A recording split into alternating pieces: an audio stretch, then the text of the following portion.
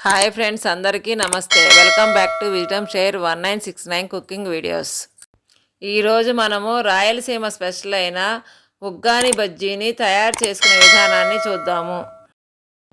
దీనికోసం నేనైతే విజయ కంపెనీ వారి ప్రీమియం మరమరాల ప్యాకెట్ని తీసుకున్నానండి. ఈ ప్యాకెట్ వచ్చేసరికి 500 గ్రాముల ప్యాకెట్. ఈ ప్యాకెట్తో మనమైతే సుమారు 7 నుంచి 8 మందికి సరిపడేంత ఉగ్గానినైతే తయారు చేసుకోవచ్చు. ఇప్పుడు నేనైతే ఒక అర ప్యాకెట్తో ఉగ్గానిని తయారు చేసుకుందామని అనుకుంటున్నాను.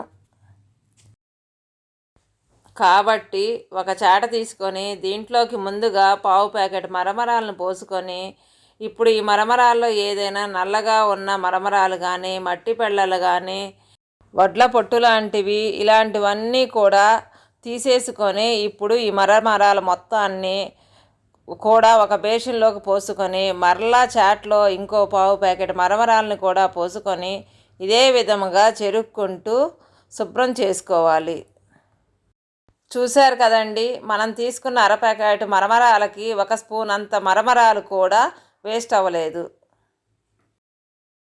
ఇప్పుడు మనం చెరుక్కున్న మరమరాలని నేను ఏ విధముగా అయితే నీటితో శుభ్రం చేసుకుంటున్నానో మీరు కూడా ఇదే విధముగా శుభ్రం చేసుకోవాలి.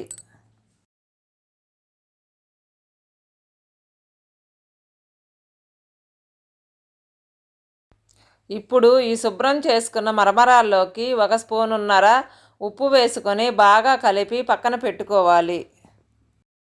ఇప్పుడు స్టవ్ మీద ఒక కుక్కర్ని కానీ గిన్నెను కానీ పెట్టుకొని ఒక 2 స్పూన్ల ఆయిల్ వేసి మంటని హై ఫ్లేమ్లో ఉంచి నూనెను వేడి చేసుకోవాలి.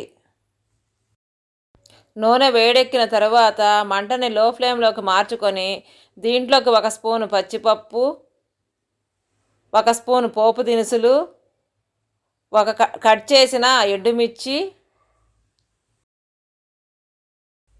1 స్పూను ఇంగువ వేసుకొని బాగా కలతిప్పుకుంటూ ఇవన్నీ కూడా వేగే అంతవరకు కూడా వేయించుకోవాలి. ఇవి వేగిన తరువాత దీంట్లోకి ఒక అరకప్పు బఠానీలు, సన్నగా తొరిగిన 1 కప్పు ఉల్లిగడ్డలు,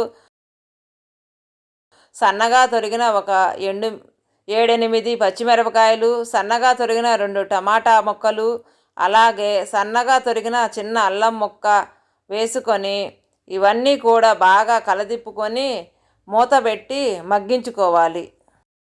మధ్య మధ్యలో మూత తీసి అడుగంటకుండా కలదిప్పుకుంటూ ఉండాలి. ఉల్లిగడ్డలు మగ్గిన తర్వాత దీంట్లోకి 1 కప్పు తురిమిన క్యారెట్టు, 1 కప్పు కొత్తిమీర, 1 కప్పు పుదీనాకు వేసుకొని వీటన్నింటిని కూడా బాగా నిమిషం పాటు కలతిప్పుకొని దీంట్లోకి 1/2 స్పూను పసుపు వేసి మనం పక్కన పెట్టుకున్న బొరుగుల్ని అన్నింటినీ కూడా దీంట్లోకి పోసుకొని బాగా కలతిప్పుకొని మూత పెట్టి 3-4 నిమిషాల పాటు ఉడికించుకోవాలి.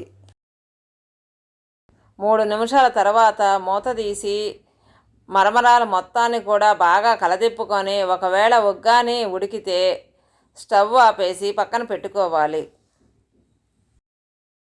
ఇప్పుడు బజ్జీలు తయారు చేసుకోవడానికి కొన్ని బజ్జీ కాయలను తీసుకొని అలాగే ఒక ఎంటీ బౌల్ తీసుకొని దీంట్లోకి 1 స్పూను వాంపొడి, 1 స్పూన్ శనగపిండి వేసి బాగా మిక్స్ చేసుకోవాలి. నేను తీసుకున్న వాంపొడిలో ఆల్రెడీ ఉప్పు కలిపే ఉందండి. ఒకవేళ మీరు తీసుకున్న వాంపొడిలో ఉప్పు కలిపి లేకపోతే తగినంత ఉప్పు వేసి కలుపుకోవాలి.